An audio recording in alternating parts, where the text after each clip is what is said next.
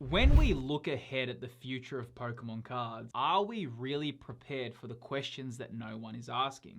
Will Pokemon cards still be popular in 5 years? What will AI's impact be on this hobby? Will there be a massive sell-off from all the current collectors and then that's gonna drop prices? That's why in this video, I'll be going deep into the future of Pokemon cards and giving some detailed answers around these things. Now, obviously predicting the future is something that no one can do. However, what we can do is something known as forecasting. So outside of this channel, I'm a marketing professional and I create video campaigns and study how they perform. And in marketing, forecasting isn't just important, it's actually everything to do with how we predict campaign success. Now here's the trick. What we do is we take past data and find patterns and then we try guess and assume what's coming next. Now if something worked before, odds are it's gonna work again. And that's why when it comes to Pokemon cards, we can use this same rationale with forecasting. We can look at previous trends and then make assumptions for the future. Though here's the magical part about all of this, and this is why it's so interesting. The future can bring new and exciting changes that no one anticipated. Who could have predicted that a Magikarp would have been one of the top chase cards for the Scarlet and Violet era? A few years ago, no one would have guessed that. I mean, who could have even predicted the insane demand Pokemon cards would have once again? Now also, I just want to say, if you have been enjoying the video, definitely feel free to subscribe for future updates.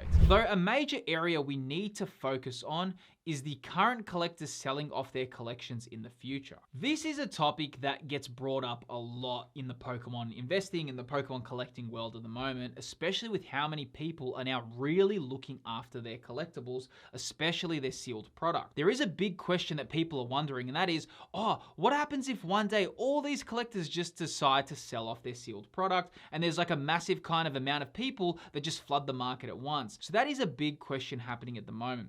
Now, why I think this isn't that much of a big issue is because the amount of new people entering the hobby all at once. There would have to be some massive shift that comes in that makes people force sell. And even if that did happen, there would still be a wide amount of people who really want to own a lot of these collectibles, and there would only be so much they can drop until people start re-picking them back up again. Even though it's definitely possible for a scenario like that to happen, it's also quite unlikely given the amount of people that have entered the hobby and given how much it's growing. Trading cards are just one of those things that have been around, and one of the easiest ways I like to look at trading cards is I like to look at eras that also collect trading cards. If we look at baseball cards or sport collecting, right, a lot of those collectors are, a generation ahead of Pokemon collectors, right?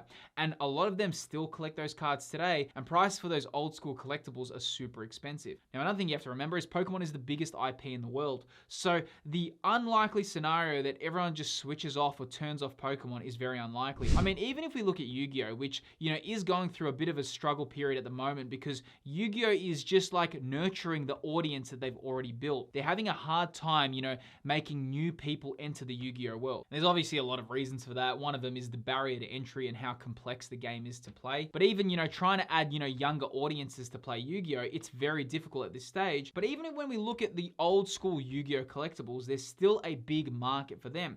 Now, even though some of the prices have dropped, none of them have like gone to zero or gone to an area where it's like, oh wow, I'm losing such crazy amounts of money selling. A lot of these old school collectibles are still very in demand, and even some new Yu-Gi-Oh cards are really exceeding high price points as well. So even though the market is so much smaller than Pokemon, you still have dedicated fans that are willing to pay those prices. Now, given how big Pokemon is and how much of a massive franchise it is as well, we can kind of assume that even if it did shrink or there was the massive exodus of people who don't want to be involved in the hobby, we can kind of assume the same intent that there would be dedicated fans and collectors who still love purchasing those cards or those collectibles. So that's why I'm never too worried about that, especially with how much the hobby is growing. I mean, even if we look at the search term Pokemon cards on Google Trends, you can see just how much and how consistently Pokemon cards have risen over the years. So for that reason, with the amount of memories that are being established and how many people collect, I think it's not that much of an issue as people like to make it out to be. Now also, while speaking about selling your Pokemon cards, if you do want to know a great tool for this, that does bring me to today's video sponsor, which is Misprint. Now, Misprint is a US-based platform where you can buy and sell Pokemon cards and sealed product at community-driven prices. And what's really cool is that Misprint has just launched singles on their platform. You can dive into a massive pool of singles all available right now. Now, obviously selling collections can be a long process, though Misprint has a very unique buy now and sell now feature. As a buyer, you can set the price you're willing to pay, and if the market ever dips to that number, then well done, the deal happens automatically. Now, this is really useful if you need immediate liquidity liquidity as a seller for an item. Having preset offers makes the process smooth, as you know there's an option for a sale right away. Now also, if you download the Misprint app, it actually becomes very handy. You can take a photo of all your PSA slabs, as many as you can fit in your photo,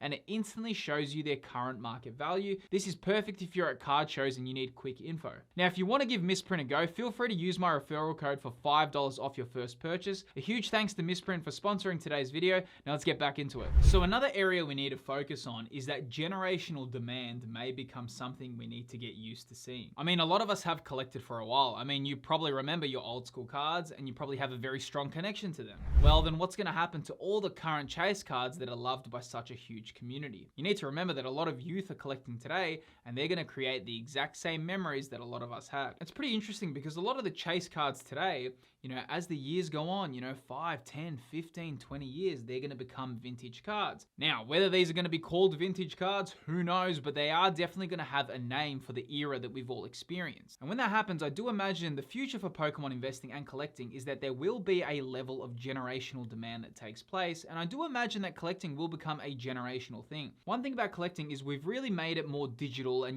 with more community, and there's so many more ways to engage with collecting than we did back in the day. And with this, I do think there's going to be big shifts, especially with the amount of collectors who are also probably collecting with their parents, and that's going to create very strong memories. And when the future happens and a lot of people remember these cards from today, they're going to look into the future and they're going to have such fond memories of these cards, and it is likely that they're going to be expensive. Though, even with grading, there also may be new competitors that enter the market. Maybe, cards that are graded with certain companies today will become obsolete in the future as well. So it is an interesting thing to be thinking about at this point, especially with how many new things are coming. I think the heart of collecting, and one thing that's super important to understand, is that there's so many people entering the hobby, and with all these new people entering, there's also going to be a lot of memories that get made. You got to remember when we look at vintage cards and how many memories are connected to those old school vintage cards, well, there's also going to be a huge generation that have those connections for the cards of today, especially with how popular these cards have become. So, predicting this generational demand will be very interesting, because I do think,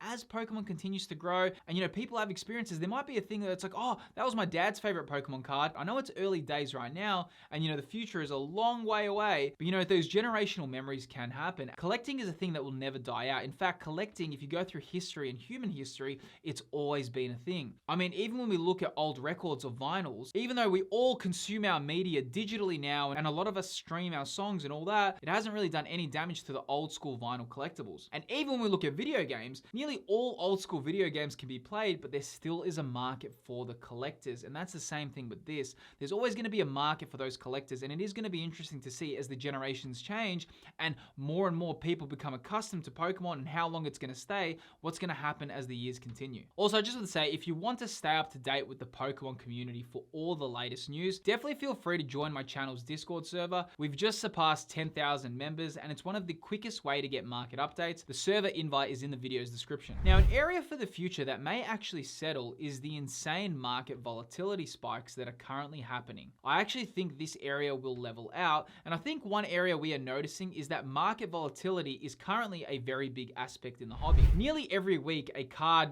just explodes in price, and then it suddenly drops, and then it levels out. And I feel this is because Pokemon collecting and investing is still relatively new in this new era that we're entering, in the sense that it's only been such a hardcore thing in the last few years. Though I feel as time goes on and collectors adjust, I feel we may get less of these insane hype spikes, and there will be far more experience in the field. I think new chase cards will always get a huge level of hype, and there's going to be those price fluctuations for brand new cards, but I think those big market spikes will start fading out. And I mean, this is because every other week we have a new hype trend or a new hype cycle that happens, but I have an intuition that as time goes on, there's going to be far more experience in the hobby, and I can already see a lot of experiences entering the hobby at the moment. Like, back a few months ago to even now, when cards spike in price, you do see a lot of people be a bit more cautious, and they do take their step back when they see that as well. And I feel as that evolves and more people enter the hobby and more people get a deep understanding of how these cards behave, that will slowly fade away. Now, the next area is innovation in the hobby. Expect trading cards to extend past the physical versions. And even though this isn't something that I think will happen anytime soon, I imagine that it eventually will come around. Right now, it kind of feels like we're approaching the maximum of what card artworks can look like and what they can do.